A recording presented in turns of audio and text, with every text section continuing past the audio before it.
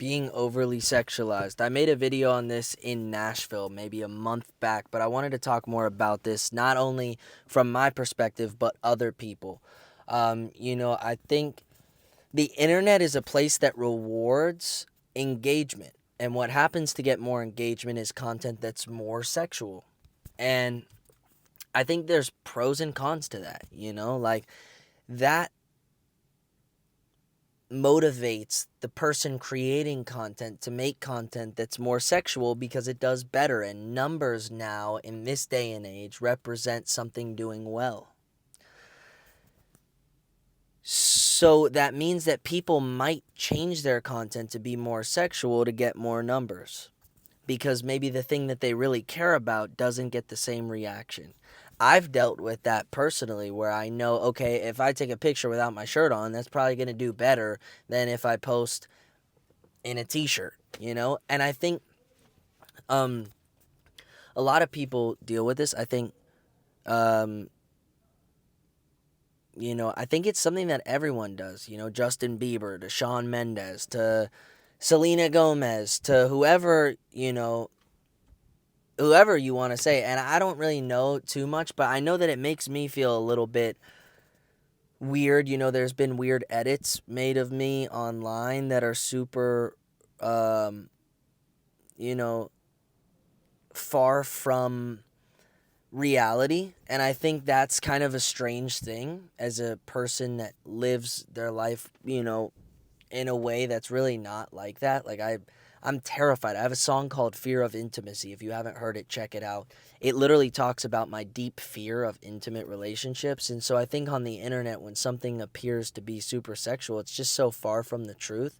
And I know other people that make content that's super sexual or whatever, and in person, they're not like that. The internet's not an accurate representation of reality, and I think more people should understand that when you see content on the internet, it's not representative of the actual truth of what reality is. A lot of people might be playing into that to get likes. And also, there's a whole other side of this where there's a part of the internet that'll take people that aren't purposely doing that for likes and sexualize them.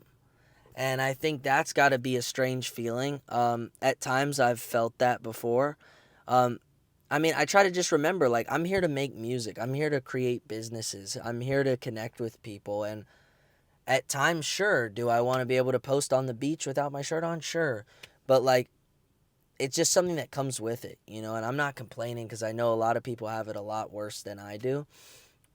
And I'm just grateful for the opportunity. I think it's like, there's pros and cons to everything, and I think that might just be one of the cons. But I also just, I don't know. I think that's like a good way to put it. I think it can be a little awkward sometimes, but I don't know. I think there's so many people that deal with that. And I think even people that aren't maybe in this entertainment industry deal with that too, I do think it is a downward trajectory in terms of quality content, because if the algorithms on all these social medias keep rewarding content that's more sexual and stuff like that, I understand they do it because of engagement, to keep people on their apps for longer. I just think it's a downward trend, because what if somebody's really passionate about comedy and that just doesn't do as well? So I guess, or what if somebody likes posting about flowers, right? And every time they post about flowers, it gets 5 likes, but every time they post like a selfie in like a sexy way or whatever, it gets 5,000. What are they going to do more of? So I think actually what a way to work around this is to purposefully make content that's not what you get rewarded for, and start building an audience for that. I encourage everyone watching this, and I'm actually going to start doing this too, is make content that just doesn't do amazing every time. Like, it's okay to do stuff that you actually care about. Like, it's like me with my music. I could do a comedy video that blows up on TikTok, and then I do a video about my music. Lately, I'm not going to lie, I've been very appreciative and grateful for the fact that I have had some viral videos to my new unreleased song that I'm working on putting out. There goes the light. But I do think that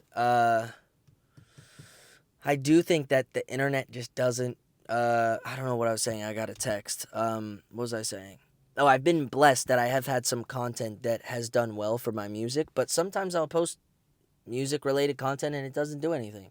I think I'm just going to stick with that content, mix in some of the comedy stuff, and there's going to be a good balance.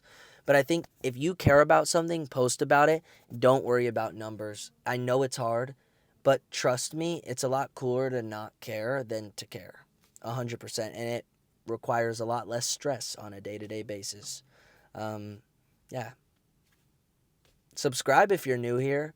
Um, You could pre-save my new unreleased song. I don't have a release date yet with the link below.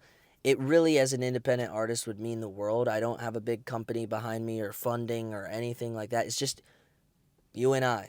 And together we could create an empire, and that's so much more powerful than being with a big company. I'm not saying I won't ever be with a label again, but if you go to the link below, it takes 5 seconds. You enter your phone number, and I'll text you as soon as the song's out.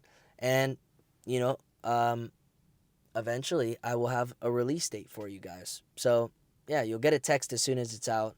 It's the song I've been teasing called Simon Says. Yeah, I really appreciate you guys. Subscribe to the channel, leave a like, comment what you want me to talk about in the next video.